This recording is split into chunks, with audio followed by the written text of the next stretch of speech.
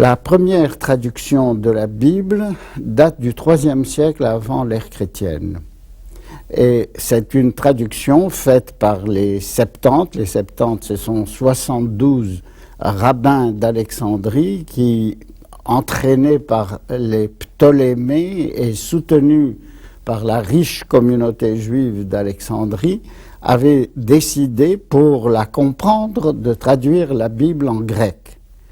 C'est une date considérable de l'histoire de la culture. Les Septante ont fait non seulement la première traduction de la Bible en langue occidentale, mais la première traduction de l'histoire de la culture. Avant les Septante, on ne savait pas ce qu'était traduire. Si on voulait lire Platon, il fallait apprendre le grec. Si on voulait lire les écrits latins, il fallait apprendre le latin. Et quant à l'hébreu, il fallait connaître l'hébreu pour pouvoir les lire. Il y avait bien des textes édités par les empereurs, des lois éditées par les empereurs dans les différentes langues de leur empire, mais ce n'étaient pas des traductions, c'était des textes parallèles. Et la toute première fois dans l'histoire de l'humanité que des hommes ont eu le cran de dire on va virer un grand texte littéraire, verser un grand texte littéraire du cadre linguistique d'une langue dans une autre langue, c'est une première mondiale aussi importante que l'invention de la roue. Si importante qu'il a fallu attendre 7 siècles avant que l'on assiste à la naissance d'une autre traduction de cette importance, la traduction des textes bouddhistes du sanskrit en chinois. Donc, mais les Septante ont inventé tout de l'art de la traduction. Aujourd'hui, le traducteur que je suis, si vous me demandiez qu'est-ce que c'est que traduire, je serais bien embarrassé à vous le dire. La traduction, dans le meilleur des cas, est un art. On a cherché à inventer, surtout depuis la fin de la Deuxième Guerre mondiale et à des fins d'espionnage industriel, la traduction, une machine à traduire. Les gouvernements, les services spéciaux de tous les États ont investi des centaines de millions pour fabriquer une machine à traduire. Et ça a été un échec. L'exemple classique, c'est le verset l'esprit est prompt et la chair est faible. On le donne à la machine à traduire, qui dit l'esprit est prompt mais la chair est avariée. N'est-ce pas? Lapsus, des erreurs de cette importance. On ne sait pas ce que c'est que traduire, et à l'époque des Septante, les difficultés de la traduction étaient encore plus considérables. Au IIIe siècle, avant l'ère chrétienne, la Judée était occupée depuis 2 siècles. L'hébreu était mal connu, même par les Hébreux. Il n'y avait aucun dictionnaire, aucune grammaire, rien. Les Septante ont fait leur travail dans les conditions les pires qui pouvaient être imaginées. Et cependant, leur traduction est un monument fondamental de l'histoire de la culture. Première traduction de l'histoire de la culture, première traduction de la Bible, et grâce à cette traduction, pour défectueuse qu'elle ait pu être, bien que parfaite pour l'époque, l'Occident a eu la découverte émerveillée de ce qu'était la Bible. Parce que la Bible est si puissante, si forte, que dans toutes ces langues, et quelles que soient les difficultés de la traduction, elle conserve son génie, elle conserve son souffle, elle conserve ses flamboyantes images.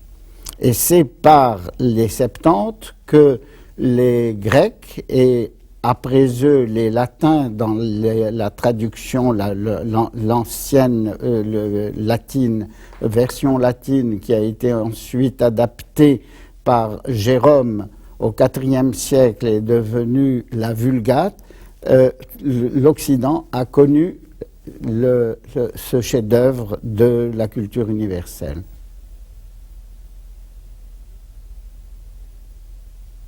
L'hébreu était très mal connu. Je connaissais, en étant dans la diaspora, l'hébreu comme les rabbins l'enseignaient, comme les rabbins le connaissaient, mais c'était une langue morte. Et la difficulté était de connaître vraiment les mots à leurs racines. Cette difficulté était majeure.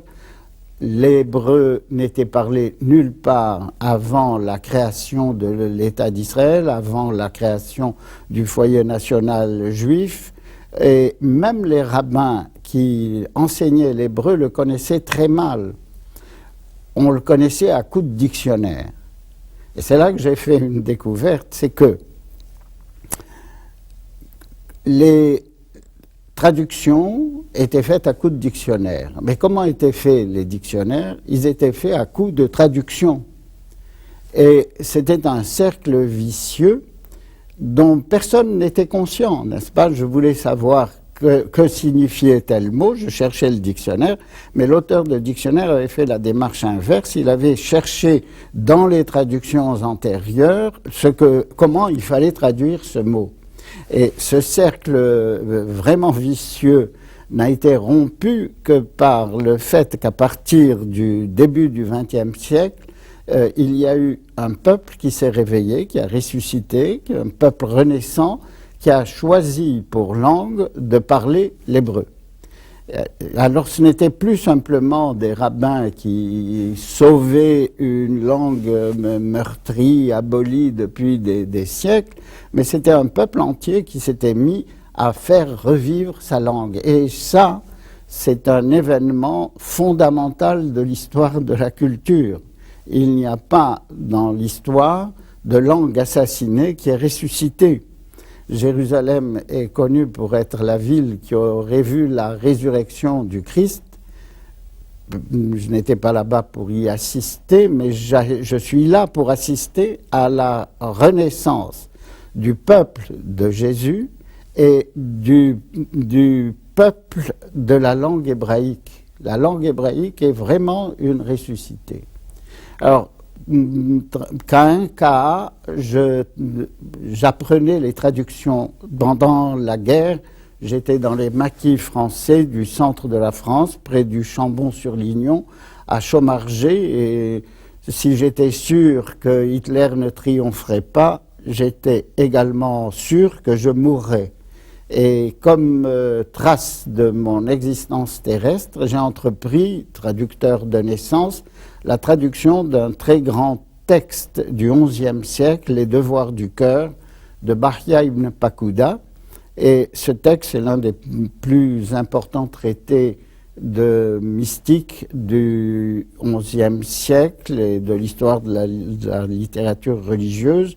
C'est un très beau livre et je pensais que ma meilleure chance serait de terminer cette traduction avant de disparaître comme 29 de mes camarades sur un groupe de 33 personnes ont disparu dans les camps de concentration.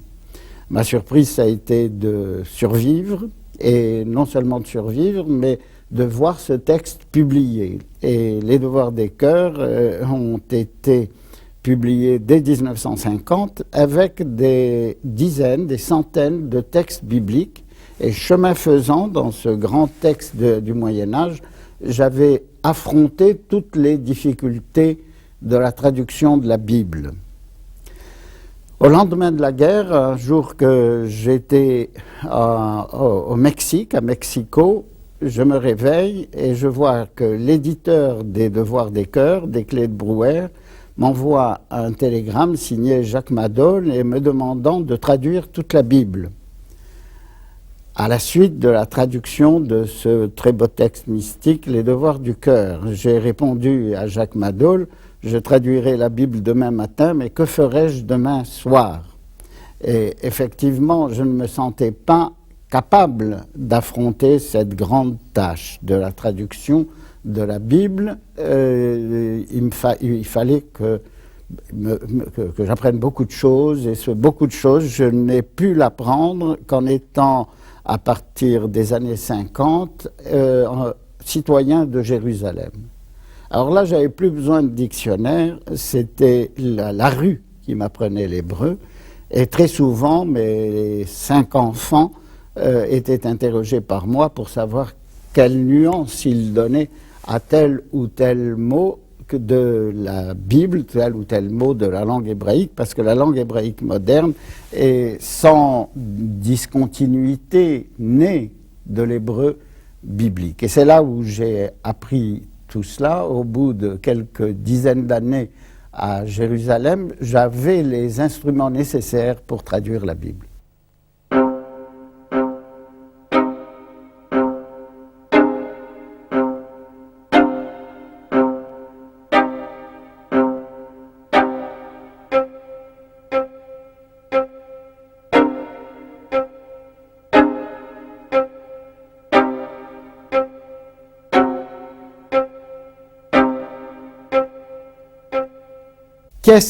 Qu'est-ce qui caractérise la traduction de la Bible par rapport à toutes les autres? C'est qu'elle est la première à avoir été faite par un hébréophone. C'est un mot horrible, mais qui veut dire par quelqu'un qui parle l'hébreu et qui n'avait plus besoin du recours fatal au dictionnaire et de la soumission au dictionnaire pour juger du poids des mots dans la langue.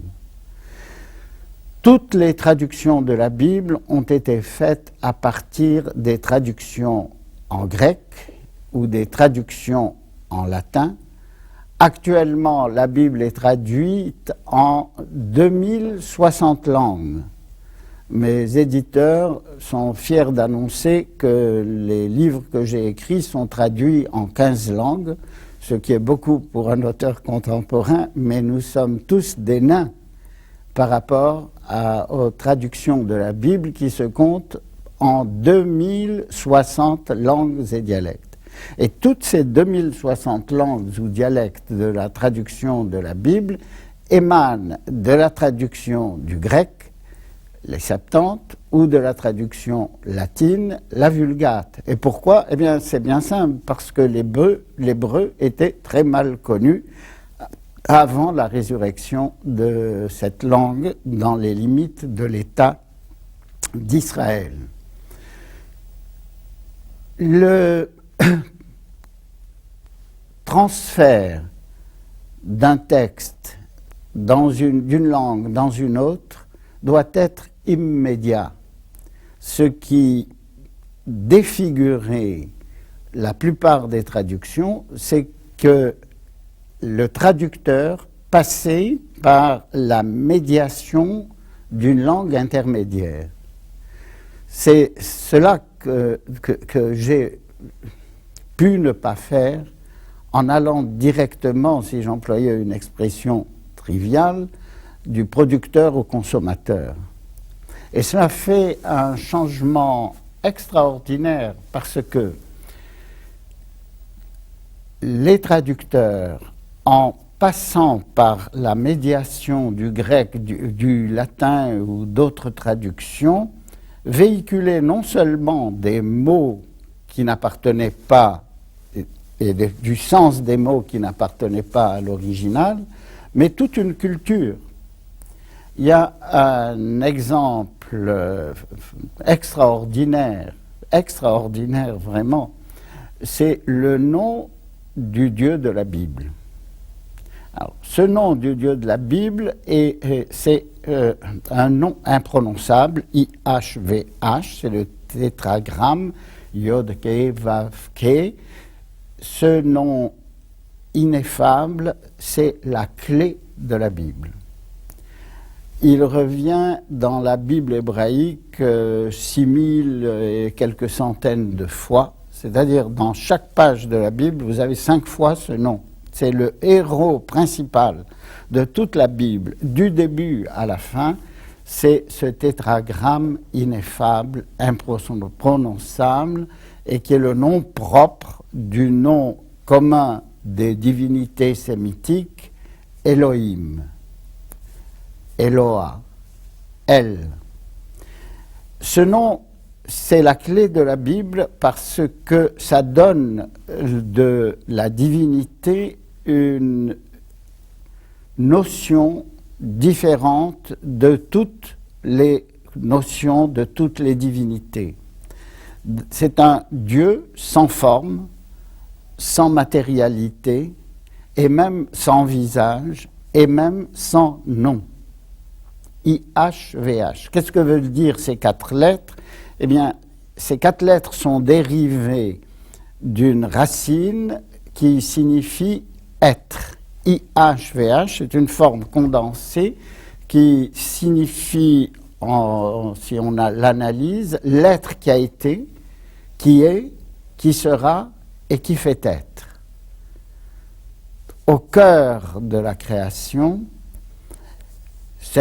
ce Dieu n'a pas de visage, n'a pas de forme, n'a rien d'autre que d'être la source universelle de l'être. Et ce Dieu, c'est l'unité qui fonde l'existence des Elohim, des divinités. Le mot Elohim est un pluriel. Voilà le nom fondamental du Dieu de la Bible, et les Septante, que font-ils? Ils traduisent Adonai Elohim, l'être qui a été, qui est, qui sera et qui fait être. Ils le traduisent par Kurios Théos. Alors, Kurios Théos, c'est le Seigneur Théos. Et qui est Théos? C'est Zeus. Sous des formes variées, c'est la divinité de l'Olympe qui est arrachée des pentes douces de l'Olympe, et par la vertu des traducteurs, des Hébreux, ce ne sont pas de méchants païens qui ont fait le coup, ils détrônent Adonai Elohim, la divinité austère du Sinaï, qui devient une personne déplacée sur les pentes de l'Olympe. C'est un coup fabuleux. Fabuleux, n'est-ce pas? C'est la manière d'abattre un Dieu et de relever une idole morte et de l'offrir à l'adoration des masses, à la place de ce Dieu que l'on prétendait honorer. Et qu'on ne me dise pas que c'est une question de mots. Zeus est très respectable. Le mot veut dire un avatar de la lumière. Mais l'histoire de Zeus, lisez-la dans n'importe quel dictionnaire de la mythologie, n'a rien de comparable à l'histoire de ce Dieu sans histoire et sans nom, et ineffable et transcendant. Alors on arrache, par la grâce des traducteurs, on arrache ce livre, la Bible, à sa transcendance, et on le jette dans les difficultés de l'immanence. Quand j'ai publié mes premières traductions de la Bible, une série de 26 volumes publiés par Desclés de Brouwer, je m'attendais à être crucifié ou tout au mieux lapidé pour avoir fait un tel déplacement de langage. Effectivement, à partir des racines et débarrassé du filtre de la culture grecque et de la culture latine, mais plongeant directement dans mes racines hébraïques, la Bible que j'avais donnée était complètement, très profondément au moins, différente de toutes les Bibles qui avaient été jusqu'à présent traduites. Je pourrais citer pratiquement tous les mots de la Bible qui, débarrassés du filtre gréco-latin, avaient une autre consonance. Les traducteurs, tous les traducteurs ont tendance à inscrire leur traduction dans le tissu linguistique de leur culture. Pour ce qui me concerne, j'ai débarrassé ma traduction des filtres gréco-latins et j'ai essayé de les introduire dans le tissu de la langue et de la culture qui était celle des prophètes de la Bible, la culture et la langue hébraïque. Et ça fait toute la différence.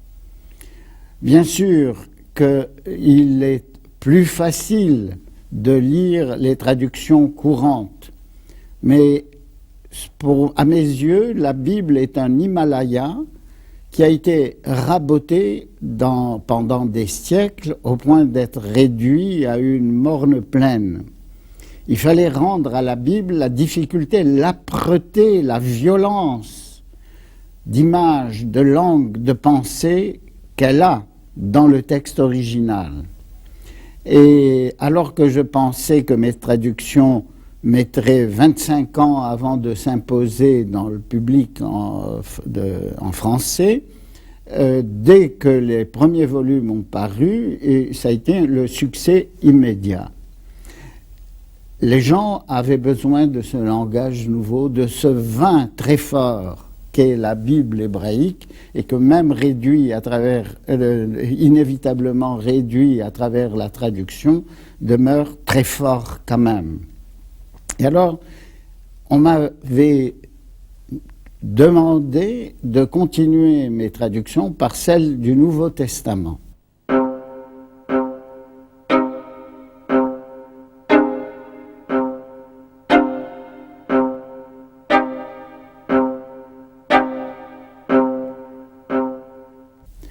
Alors que la traduction de la langue de l'hébreu pour les prophètes de la Bible pouvait se faire directement, en ce qui concerne le Nouveau Testament, il fallait prendre 2 points d'appui.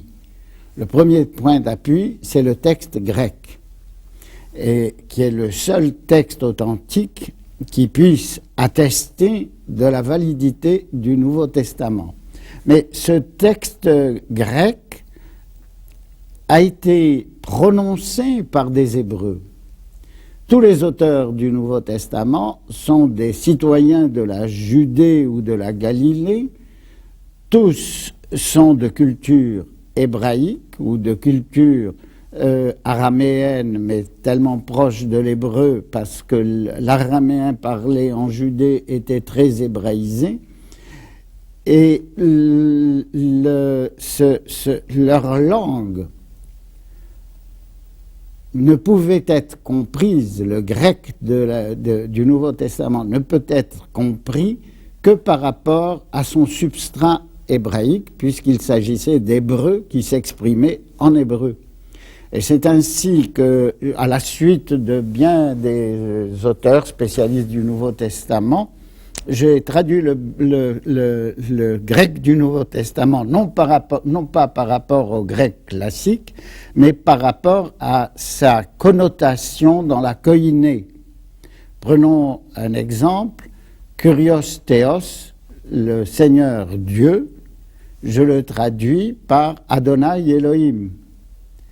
Et dans tous les mots du Nouveau Testament, je recherche le substrat hébraïque. Et ce substrat hébraïque est toujours présent parce que on en a le témoignage dans la traduction de la Septante de l'Ancien Testament. Les mots grecs font référence aux mots hébraïques, et pour le Nouveau Testament, les mots grecs du Nouveau Testament nous renvoient aux mots hébraïques qu'ils représentent déjà dans la Septante. Et là encore, ça fait un déplacement de signification extraordinaire. On lit le Nouveau Testament, non pas par rapport au Dieu de l'Olympe, mais par rapport à Adonai Elohim, la divinité du Sinaï. Et ça a été pour moi un ravissement que de découvrir un nouveau visage que l'hellénistique, que le latin, au personnage de Jésus, à son discours, à sa culture. On est renvoyé aux racines de la Bible et cela opère un rajeunissement extraordinaire des grands textes qui ont suscité la naissance et l'épanouissement de la chrétienté. Quand j'avais fini la traduction de la Bible et du Nouveau Testament tout entier, j'avais un vide dans l'estomac. Ce sont des travaux dont on ne peut pas imaginer la difficulté.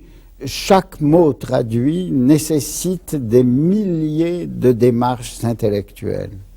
Et cette machine que j'avais rodée dans mon établi, dans ma grotte de Judée et à Jérusalem, en face d'un paysage extraordinairement beau où l'on voit tout le site de la Bible, j'avais besoin de faire un autre travail.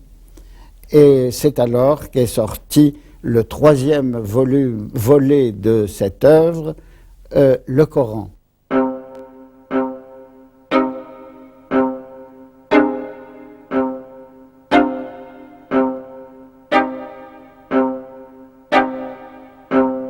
À vrai dire, l'homme tout entier se résume dans l'enfant qu'il était. Je suis né, je l'ai dit, à Aïn Temouchint, en Algérie, dans cette Algérie encore française, et au coin de la rue Pasteur et du boulevard de la Révolution, j'étais un enfant attentif à ce que je voyais. Chez moi, des livres hébraïques, des chants hébraïques. Nous vivions à l'heure de Moshe Rabbeinu, du prophète Moïse, de ses rites, de sa diététique, de sa spiritualité, de son Elohim. Mais dès que je mettais le nez dehors, j'entendais les cloches de l'église voisine, je voyais passer les prêtres, quelquefois les processions. C'était l'univers gréco-latin de la chrétienté. Et quand les cloches se taisaient, qu'est-ce que j'entendais auprès des chants de synagogos chantés par ma famille, par mon père, par mon grand-père? Qu'est-ce que j'entendais? Eh bien, j'entendais le muezzin. Le muezzin qui, du haut du minaret d'Aïn Temouchint, qui n'était pas très loin de notre demeure familiale, j'entendais le Coran. Et quand j'eus fini de traduire la Bible hébraïque et le Nouveau Testament, eh bien, des amis ont encore insisté pour que j'entreprenne le troisième volet de mon œuvre, la traduction du Coran. Là, j'étais beaucoup plus à l'aise parce que je retombais dans le monde sémitique. Je retombais dans un langage qui m'était familier. Le Coran redonne l'histoire de la Bible hébraïque. À chaque page du Coran, Allah, par la bouche de Mohammed, du prophète Mohammed, le dit. Le langage du Coran n'est venu que pour authentifier le message de Moïse et de la Torah, le message de Jésus et des évangiles. Et prenons un exemple. Dans le Coran, le nom fondamental, c'est Allah. Or, Allah, c'est l'Elohim, c'est l'Eloah d'Abraham, d'Isaac, de Jacob. C'est la même divinité. Et le prophète Moïse est cité en très exactement 502 versets du Coran. Plus que Mohammed qui apparaît à peine dans le Coran, étant la voix de la divinité qui l'inspire, mais plus que Jésus, plus qu'Abraham et plus que tous les prophètes de la Bible réunis. Or, Moshe, Moussa en arabe, Moïse, est le personnage central dans la Bible hébraïque, le personnage central dans le Nouveau Testament qui inspire Jésus, et le personnage central, presque le seul après Allah, du Coran. Et alors ça a été une autre aventure que j'ai vécue avec la même passion, la même ferveur, mais aussi la même méthode de traduction. Ces trois écrits fondamentaux, la Bible, le Nouveau Testament et le Coran, étaient traduits pour la première fois par le même traducteur, armé d'une même langue, armé d'une même méthode de travail. Et si ma traduction, on peut l'aimer plus, on peut l'aimer moins, si cette traduction n'a pas suscité d'opposition majeure, c'est parce qu'elle est le fruit non pas d'une fantaisie, mais d'une méthode très stricte. Je crois qu'on ne peut juger une traduction qu'à partir des principes qui l'inspirent. Or, la méthode de traduction que j'avais était la même dans les trois cas, et après expérience faite et vécue, et tous ces livres ont été diffusés en un nombre très grand de centaines de milliers d'exemplaires dans ces différentes versions, cette méthode-là a fait ses preuves.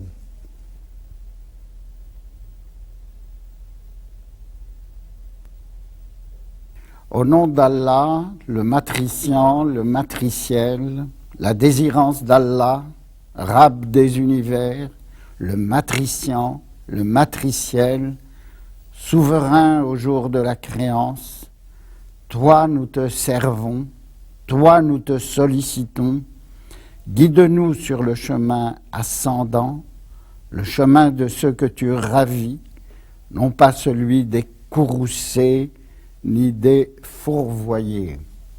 Cette sourate est fondamentale dans le Coran, c'est la première sourate, la Fatiha, l'ouverture qui introduit le musulman dans la révélation faite par Mohammed.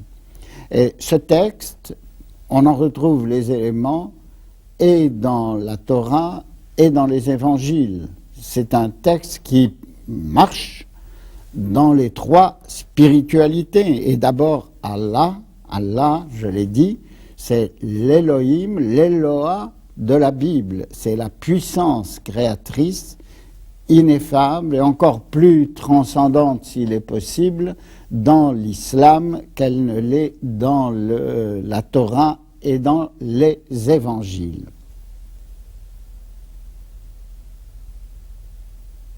Les spectateurs qui m'entendent sont devant trois grands textes. Qu'est-ce qui les réunit et qu'est-ce qui les sépare? À mon sens, tout les réunit. Il s'agit d'une révélation d'une même loi, d'un même Dieu, de même valeur et d'un même but. Ce qui réunit ces trois textes est incommensurablement plus important que ce qui les fait différer. Ils diffèrent en quoi? Eh bien, la Bible est un texte qui a été écrit en près de 2 millénaires. D'Abraham à Jésus, il s'écoule 2 millénaires, 1800 ans, 1700 ans, on ne sait pas très exactement. Et ce texte est écrit en hébreu. Et pendant 2 millénaires, la Bible hébraïque raconte l'histoire d'un peuple, le peuple d'Israël, et d'une révélation, la révélation du Sinaï, et celle de cette fabuleuse pluie d'étoiles que sont les écrits prophétiques. De nos jours, un livre est considéré comme un best-seller s'il se vend même aux États-Unis à 20 000 exemplaires. Et puis, la durée de vie des livres publiés par ces héros méconnus que sont les éditeurs est de 3 mois.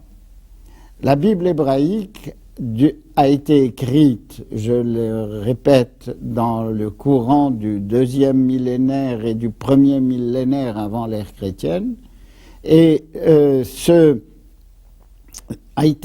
diffuse dans 2060 langues à des millions, à des dizaines de millions d'exemplaires. C'est un livre incroyablement vivant et qui a parlé dans toutes les langues du monde, à tous les âges et dans toutes les cultures, et qui continue d'être vivant. C'est là le miracle de la langue hébraïque, et si j'ai retraduit ces textes, c'est pour les rendre plus accessibles à l'humanité de nos jours. Parce que les langues changent et le français inspiré du grec et du latin n'est plus le même que celui que l'on parle de nos jours.